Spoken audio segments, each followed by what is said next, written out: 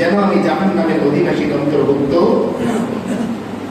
এরপরে আল্লাহ তাআলা ধমক দিচ্ছেন যে ও বান্দা, দুনিয়ায় কোথাও তুমি বিপদে পড়লে এই বিপদ থেকে উদ্ধার হওয়ার কি আছে, সুযোগ আছে। একজন মানুষ কোনো কারণে অন্যায় করে সে জেলখানায় চলে গেল, তার শাস্তি শেষ, সে আবার বাসায় নিরাপদে ফিরে আসে। আল্লাহ তাআলা বলতেছেন তুমি যদি তোমার দুনিয়ার জিন্দেগিটা পুরোটাই লস দিয়ে পূর্ণ করে আসো, তাহলে আমি যে জাহান্নাম নামক জেলখানা তৈরি করেছি, এইখানে যাওয়ার পর এইখান থেকে নিরাপদে ফিরে আসার আর সুযোগ তোমার।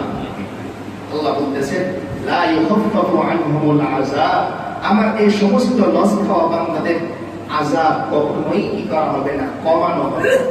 আযাব বাতিল তো হবেই না, কমানো।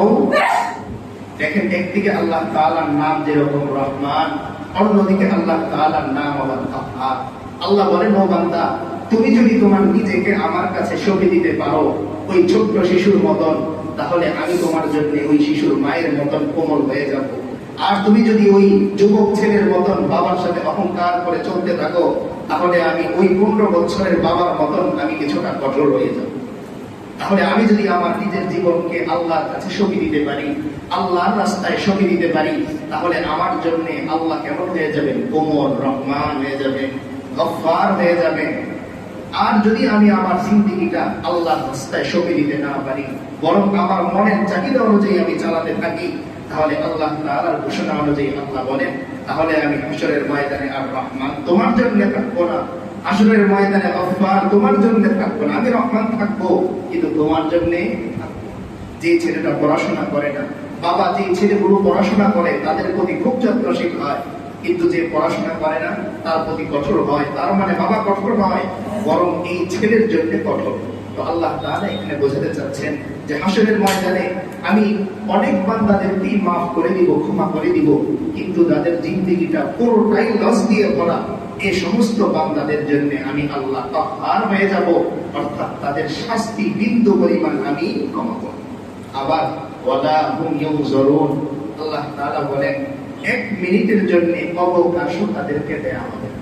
অর্থাৎ দুনিয়ার মানুষ মারতে মারতেও ক্লান্ত হয়ে যায়, শাস্তি দিতেও কি হয়ে যায়, ক্লান্ত হয়ে যায়, রেস্ট নেয়।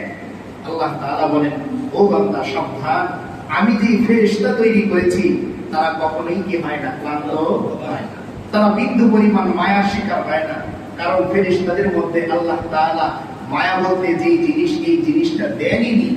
এজন্য আযাবের ফেরেশতাদের ব্যাপারে বলা হয় যে আল্লাহ তাআলা তাদের কানগুলো বন্ধ করে দিবেন, যেন তার বান্দার কান্নার আওয়াজ ওই ফেরেশতার কান পর্যন্ত না পৌঁছায়, এবং ওই ফেরেশতাদেরকে অন্ধ করে দিবেন, যেন তার এই অসহায় অবস্থাটা তার চোখেই না পড়ে। আল্লাহ তাআলা এমন করে দিবেন। তো আল্লাহ তাআলা এখানে সতর্ক করতেছেন এই আয়াত দিয়ে যে ও বান্দা, তোমার জিন্দেগিটা লস দিয়ে শুরু হতে পারে ঠিক, কিন্তু শেষটা যেন তোমার লাভজনক হয়। অর্থাৎ তুমি নাফরমানি করতেই পারো মানুষ হিসেবে, কিন্তু যেহেতু আমি আল্লাহ রহমান, তাই মৃত্যুর আগেই তুমি আমার থেকে তোমার গুনাহগুলো ক্ষমা করিয়ে তোমার ব্যবসাটা লাভজনক করে নাও। তোমার জিন্দেগিতে অন্যায় হতেই পারে, কিন্তু আমি আল্লাহ তো রহমান। দেখেন দুনিয়ার সব দোকানে এমন কোন দোকান পাওয়া যাবে না যেই দোকানে সব আছে, যেই দোকানে সব আছে, যা দরকার আমার সব আছে, এমন কোন দোকান পৃথিবীতে পাওয়া যাবে না। কোনো না কোনো জিনিস শর্ট আছে। কিন্তু আল্লাহ তাআলা এমন এক খাজানার মালিক তিনি, যে আল্লাহ তাআলার কাছে বান্দার এমন কোন জিনিস নেই যেই জিনিসটা তার দরকারে। এমনকি আমি যে আমার জুতার ফিতার জন্য মুচির কাছে যাই, এটাও আল্লাহ তাআলার পক্ষ থেকে বাজেট করা। অর্থাৎ যদি আল্লাহ তাআলা বাজেট করেন, তাহলে আমি মুচির দোকানে যেয়ে দেখবো দোকানটা খোলা। আর যদি বাজেট না করেন, তো দেখবো মুচির আজকে বিবাহের দাওয়াত আছে দুপুরে, তাই আসেনি, আমার জুতা নিয়ে আমার বাড়িতে ফিরে আসতে হবে।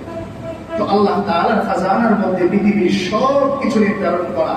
আমি দেখতেছি আমি দুনিয়া থেকে নিচ্ছি, আমি দেখতেছি আমি গাছ থেকে আম পাড়তেছি, আমি দেখতেছি যে গাছ থেকে আপেল ছিঁড়ছি, কিন্তু আল্লাহ তাআলা এর পিছনে বান্দাকে বোঝাতে চান, ও বান্দা, তুমি যখন মাটির নিচে দিয়েছিলে তখন একটা বীজ ছিল, কিন্তু আমি আল্লাহ এই বীজ থেকে প্রথমে একটা গাছ রোপণ করলাম, যে বীজের সাথে এই গাছের কোনো ধরনের মিল নেই।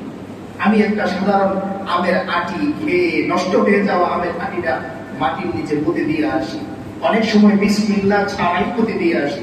আল্লাহ তাআলা চাইলে তো পারতেন যে আমার বান্দা যেহেতু আমার নাম ছাড়া এই মাটিটার ভিতরে পুঁতেছে, যাও এখান থেকে গাছ হবে না।